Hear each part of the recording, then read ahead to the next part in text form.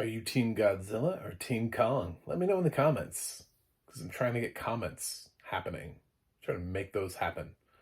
I usually just get trolled, so let's get a whole bunch of just Godzillas and Kongs in my comments.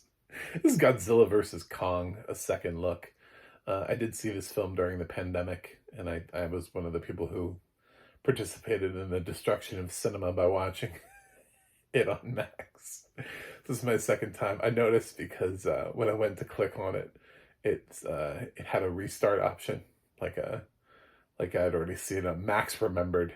They're like, "You've seen this before. Are you sure you want to watch it again?" It's like, "Yeah, I do actually. Thanks, Max."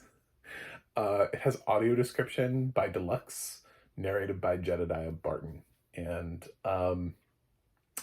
so click that subscribe button, because I'm a blind film critic who talks about audio description. Look at that. And I would love for more people to hear the words audio description and accessibility so that we can normalize it. And then it'll be on more things. And I won't constantly have to see people making posts about, will my film have audio? I want to see this. Does it have audio description? Please, sir, can we have some more? That's what literally... It's what my life feels like, is it's just walking around being like, well, that doesn't have, I can't watch, that doesn't have it, you know? So I appreciate the titles that do, and I appreciate it when they have really great audio description, like Godzilla versus Kong, which has these two gigantic lead figures that don't talk. Just, I don't know if we pointed that out before. I don't think I pointed it out in my other Godzilla movie reviews. I've been doing this because of Godzilla X Kong, which is lighting up the fires of the box office. And yeah, they don't talk. So actually paying attention to their movements is really important, because they are the stars of the film. I know they try to put like human actors into these, and we're supposed to get really excited because we're like, ooh, I love Alexander Skarsgard and Rebecca Hall.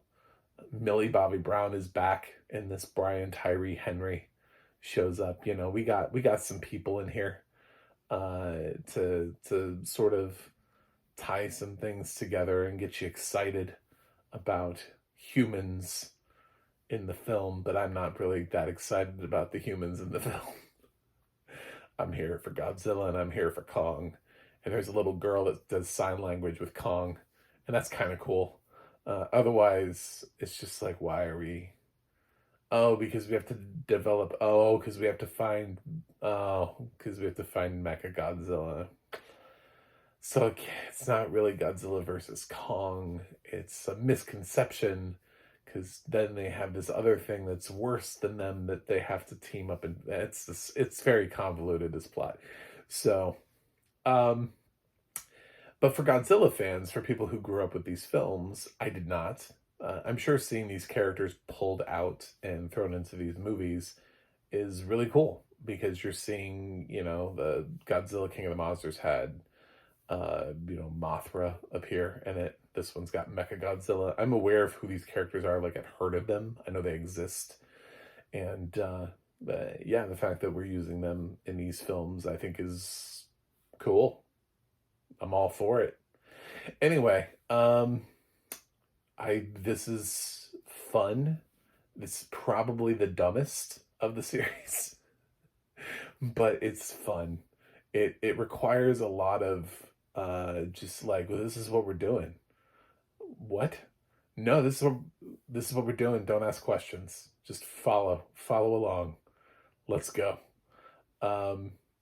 And at first, when I first saw this and I was making comments about it, I couldn't fully comment on the film because I hadn't seen Godzilla King of the Monsters. So I didn't know what I had missed.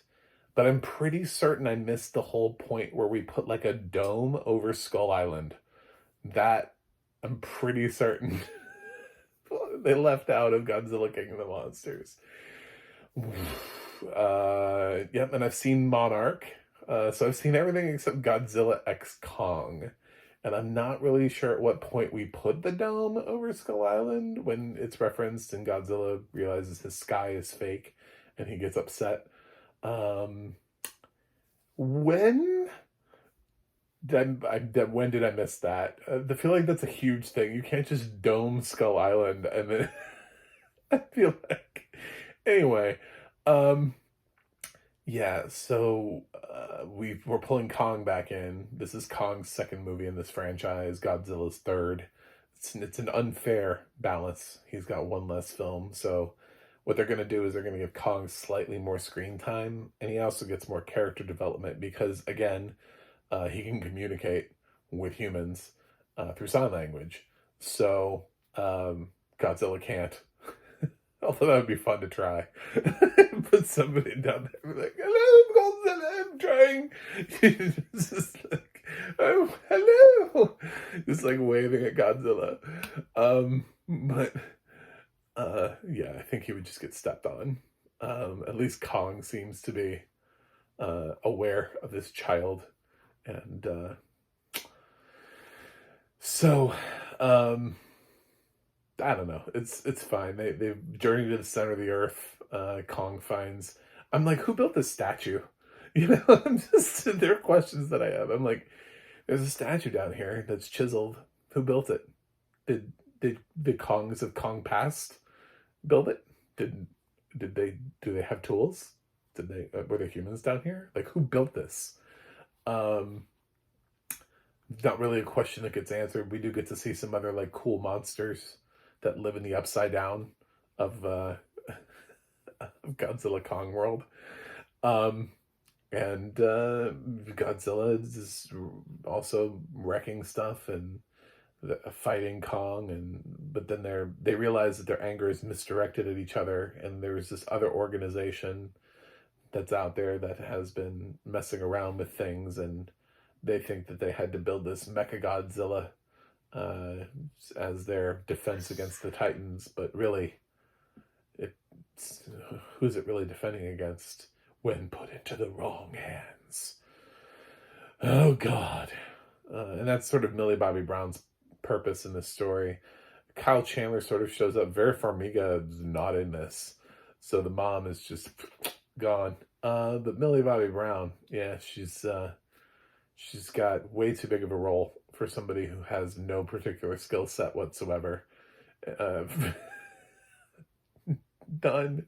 She was a child in King of the Monsters, and now she's this would be like if Jurassic Park followed up the Lost World with, like, instead of it being Jeff Goldblum, if it was Tim, and Tim was like, I'm going back.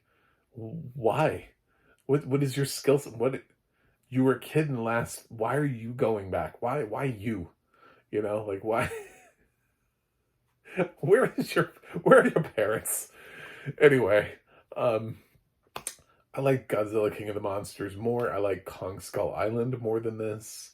Is the audio description good? Yeah, it's good. I really like the attention to detail, because Kong is capable of facial expressions that Godzilla's not, and there's quite a bit of detail around those facial expressions. The translation of the ASL in this is really solid and gives some good jokes. Because there's one where Alexander Skarsgard can't sign the correct word, and it becomes kind of a joke for the little girl who does sign language. So yeah, that is Godzilla versus Kong. And now I'm fully caught up for all this verse. Oh my God, could you imagine if I started? But they don't have audio description. All the other Godzilla movies, the Toho Studios ones, yeah, they don't have audio description, so I can't fully catch up.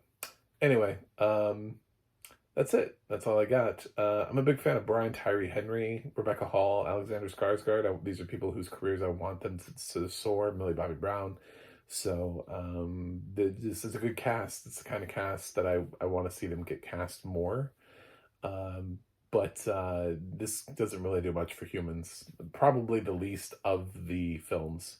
Has the least memorable human characters in it. They don't really do anything or serve any purpose. They're completely interchangeable. Brian Tyree Henry gives the most memorable performance here, and he's kind of the comic relief. To be totally honest, he's kind of a bit much.